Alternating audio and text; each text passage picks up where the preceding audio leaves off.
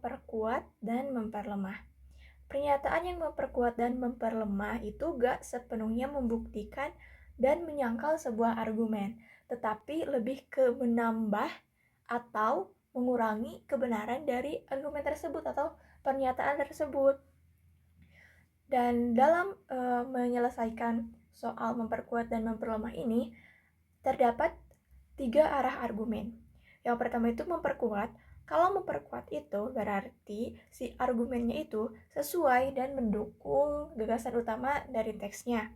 Sedangkan kalau memperlemah, ini tuh kontra terhadap gagasan utama dalam teksnya.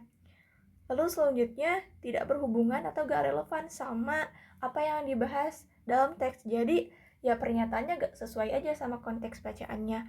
Kayak misalnya konteks bacaannya ngebahas tentang pajak, tiba-tiba pernyataan atau argumennya malah ngebahas tentang korban pinjol misalnya kayak gitu. Itu kan gak berhubungan atau gak relevan. Oke, kita masuk ke contoh soalnya. Manakah pernyataan berikut yang akan memperlemah pendapat dokter tersebut? Kita baca teksnya. Tingkat kematian yang disebabkan serangan jantung makin meningkat akhir-akhir ini.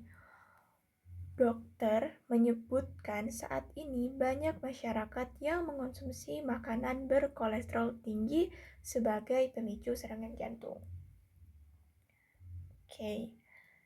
Jadi dokternya itu bilang bahwa masyarakat itu banyak yang mengkonsumsi makanan berkolesterol tinggi yang memicu serangan jantung.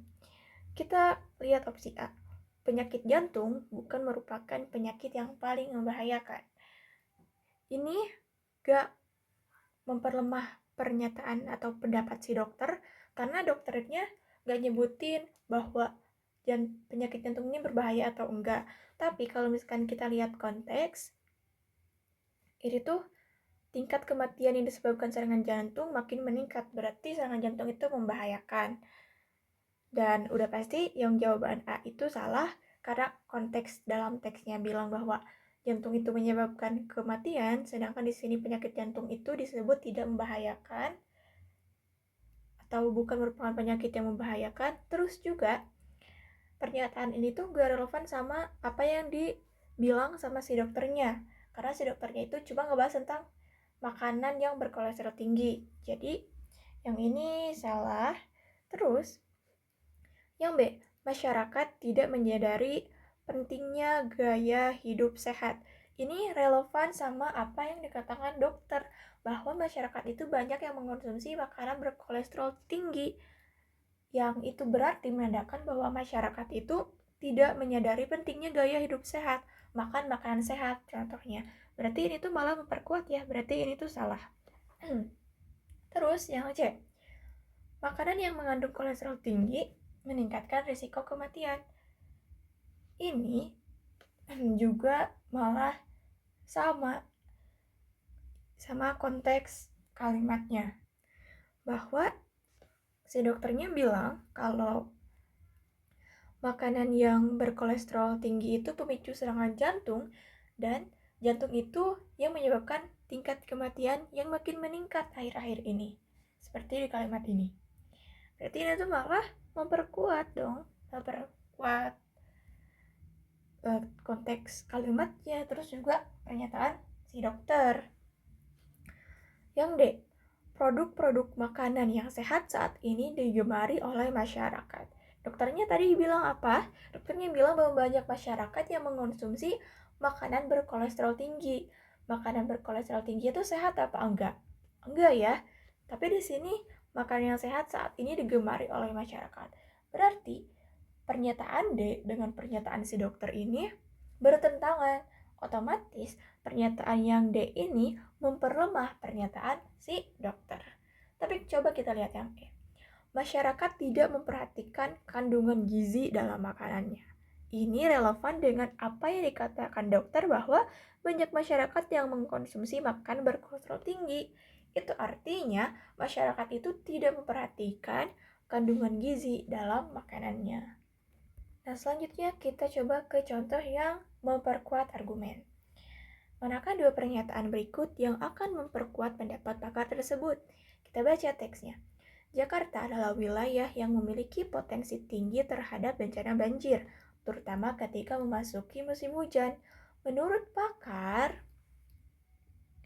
banjir di Jakarta disebabkan oleh banyak faktor, seperti kurangnya daerah resapan air, terkendalanya normalisasi sungai, penurunan permukaan tanah, curah hujan yang tinggi, hingga kebiasaan masyarakat yang membuang sampah sembarangan.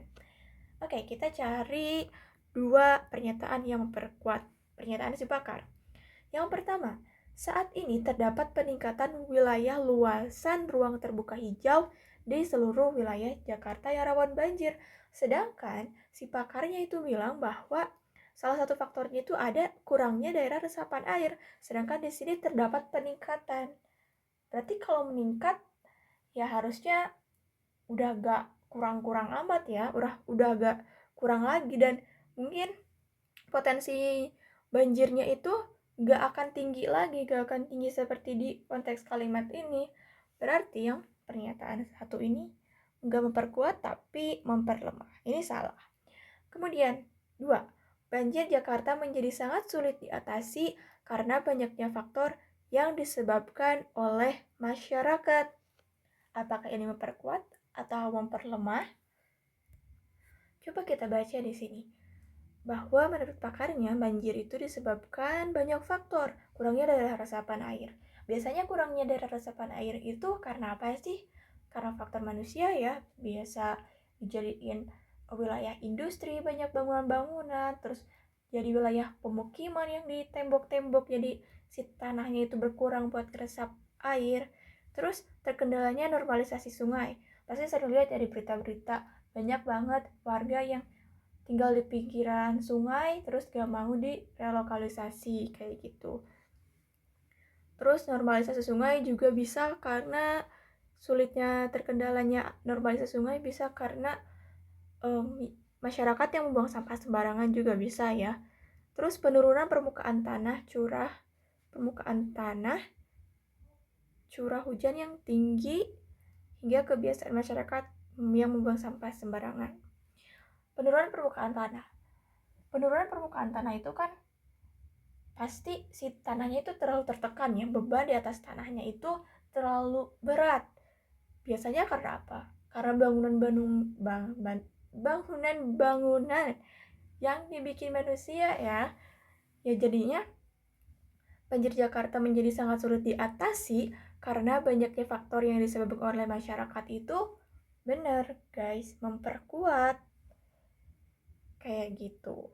Terus yang 3, banjir dapat diatasi jika pemerintah dan masyarakat mau berkolaborasi untuk memperbaiki kondisi lingkungan.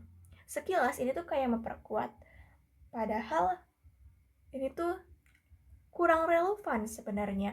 Karena di teksnya itu gak ngebahas faktornya itu karena kurangnya kolaborasi antara masyarakat dan pemerintah yang menyebabkan lingkungan itu rusak.